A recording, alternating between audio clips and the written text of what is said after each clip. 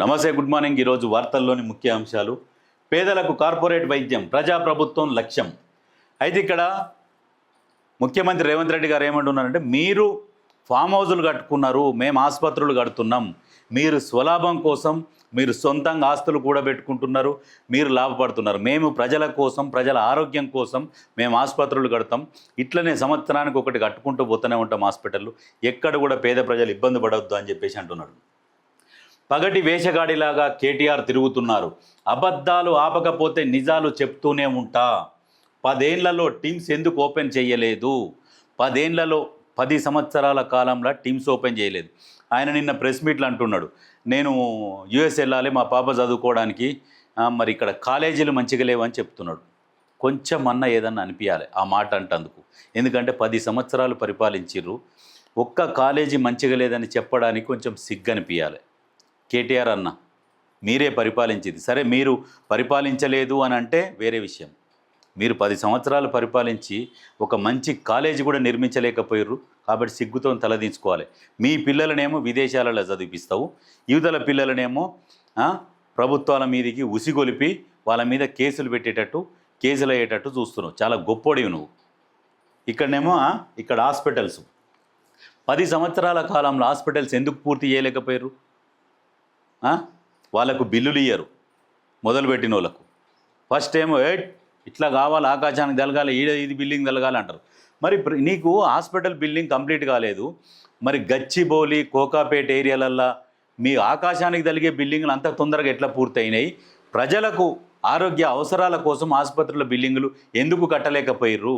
2-3 సంవత్సరాలలో ఆకాశానికి తలిగే బిల్డింగులు కట్టిరు, మరి హాస్పిటల్స్ ఎందుకు కట్టలే? అవి మీ సొంతం, అవి పైసలు కూడబెట్టుకోవాలి, ప్రభుత్వ భూములు కబ్జాలు చేయాలి, ఆకాశం జరిగే బిల్డింగ్లేమో అవి తొందరగా అయిపోతాయి. ఈ ప్రజలకు సంబంధించింది కదా కావు.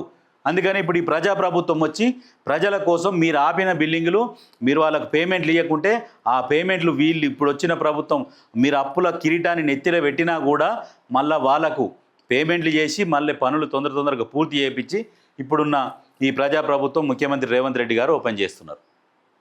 మళ్ళీ దీనికి ఇంకా భారీ డైలాగులు, మేము కట్టిన హాస్పిటల్ని ఇప్పుడు వీళ్ళు ఓపెన్ చేస్తూ సిగ్గుండాలి. మీరు పేమెంట్లు ఇవ్వకుండా కాంట్రాక్టర్లు మూలుగుతుంటే ఇప్పుడున్న ప్రభుత్వం వాళ్ళని ఆదుకొని వాళ్ళకు పాత బకాయిలు చెల్లించి పనులు తొందరగా కంప్లీట్ చేయించింది. మీరు వచ్చి చూడుర్రి, ఎల్బీ నగర్ పరిధిలో టీమ్స్ నడుస్తున్నది కదా, వర్క్ ఎంత స్పీడ్ నడుస్తుందో వచ్చి ఒకసారి చెక్ చేసుకోర్రి.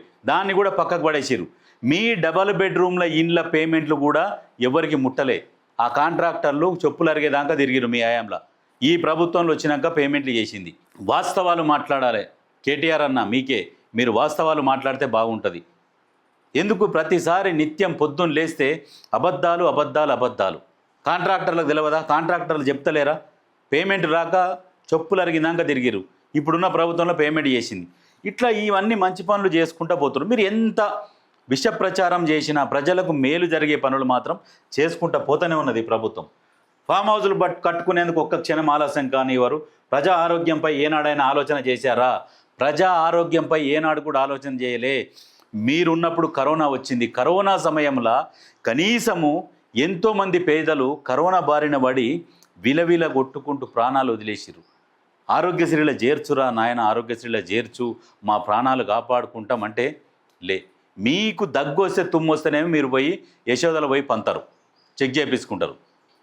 అదే పేదోడికి కరోనా వస్తే పోయి గాంధీ ఉస్మానియా పో, ఆరోగ్యశ్రీ వర్తించదా అని చెప్తిరి. మీరా పరిపాలించేది? మీరు ప్రజల గురించి ఆలోచన చేస్తారా? ప్రజల్లారా, మీరు కూడా గుండె మీద చేసుకొని ఆలోచన చేయండి. కరోనా సమయంలో ఒక్కరొక్కరం ఎంత ఇబ్బంది పడ్డాము.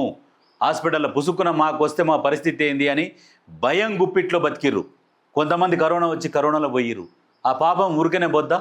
పక్క రాష్ట్రమేమో జగన్ ఏమో కరోనాని ఆరోగ్యశ్రీలో చేర్చిండు, మీకు చేరుస్తేందుకు మిగులు బడ్జెట్ ఉన్న రాష్ట్రానికేమో నొప్పి లేచింది.